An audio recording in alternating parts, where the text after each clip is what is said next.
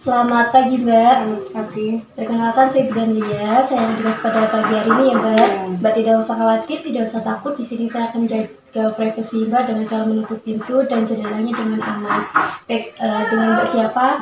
Oh ya, Mbak ya.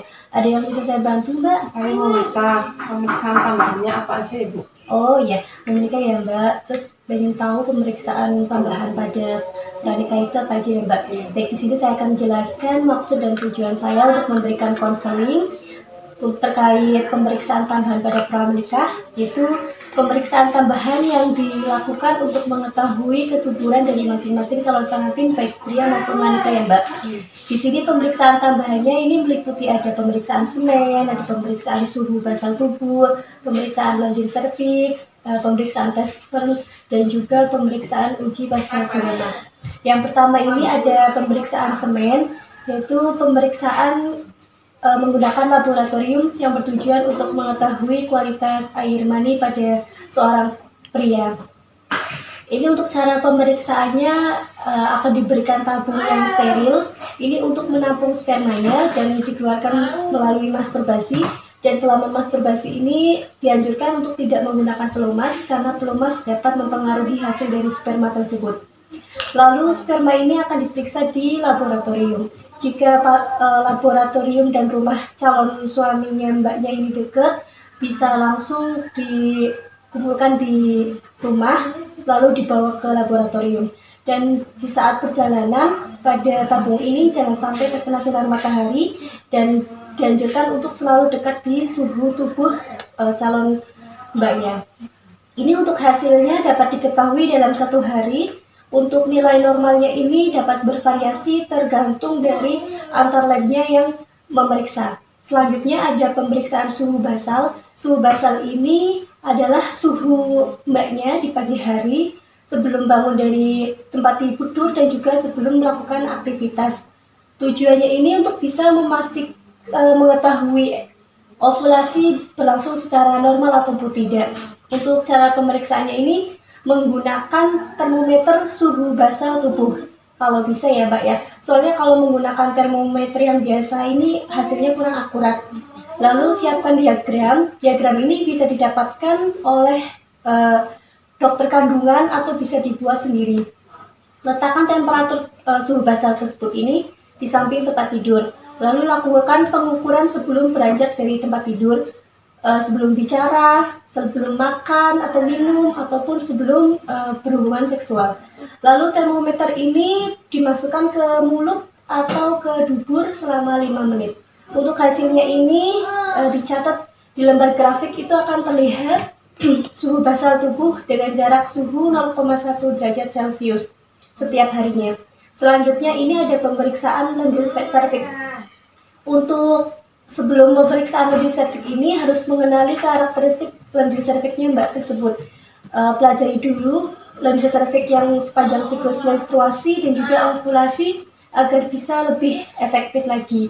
Untuk cara pemeriksaannya ini, periksa lendir serviks sebelum dan sesudah buang air besar, yaitu bisa menggunakan tisu dilap dari bagian depan menuju ke arah belakang dan juga sebelum dan sesudah buang air kecil. Ini dicatat dalam kertas yang Mbak catatan Anda. Nanti dicatat kayak konsistennya, terus warnanya, baunya, seperti itu. Lalu kemudian ada lagi caranya untuk analisis lendir serviks tersebut pada pakaian dalam. Ini tanpa menggunakan tisu. Ini cukup mengamati sekresi yang melekat pada pakaian dalamnya Mbak. Terus selanjutnya ada pemeriksaan pada vulva dan sensasinya. Ini cukup jadikan raba aja di bagian vulvanya dengan jari dan juga rasakan sensasinya. Apakah kering, basah, atau lembab seperti itu. Dan jangan lupa tetap dicatat. Untuk hasilnya pemeriksaan ini setelah 1 atau beberapa siklus menstruasi. Ini bisa dibaca dari catatan jenengan dari mulai karakteristiknya, terus warnanya, konsistennya, baunya, seperti itu ya Mbak. Selanjutnya ini ada tes sperm atau uji pakis. Pemeriksaan ini sering dilakukan pada saat ovulasi bentuk daun seperti daun pakis sehingga dinamakan uji pakis. Ini terlihat jelas jika diambil sampel pada waktu mendekati ovulasi. Untuk cara pemeriksaannya ini diambil sama kayak tadi pemeriksaan lendir cervix. Ini diambil sampel lendir cervixnya lalu diperiksa ke laboratorium gitu. Biasanya menggunakan mikroskop, jadi kelihatan kayak daun pakis seperti itu. Untuk hasil pemeriksaannya ditemukan pola pakis sempurna kalau selama pertengahan siklus menstruasi menandakan aktivitas estrogen yang baik dan tidak terdapat infeksi pada serviks. Selanjutnya ada pemeriksaan yang terakhir adalah uji pasca senggama atau setelah berhubungan seksual.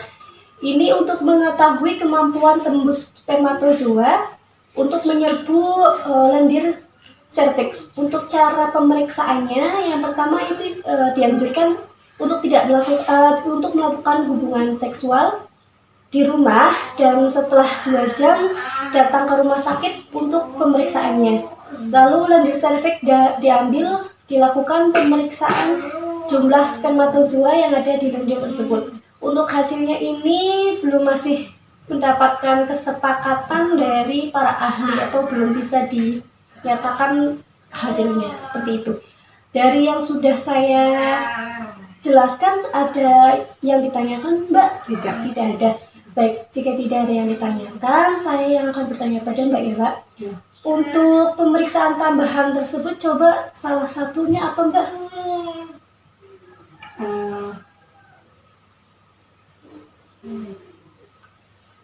Semen suhu basal lendir cervix tes dan uji pasca senggama. Oh iya, baik. Mbak sudah bisa menyebutkan yang sudah saya tanyakan tadi ya, Mbak. Baik, jika Mbak sudah paham dan tidak ada yang ditanyakan, saya untuk mendokumentasikan lebih dahulu ya, Mbak ya. Namanya Mbak Adnian, umur, tanggal, telah dilakukan konseling. Ya, sudah. Ya, baik. Jika sudah, terima kasih atas kerjasamanya ya, Mbak. Sama-sama. Ya, gitu.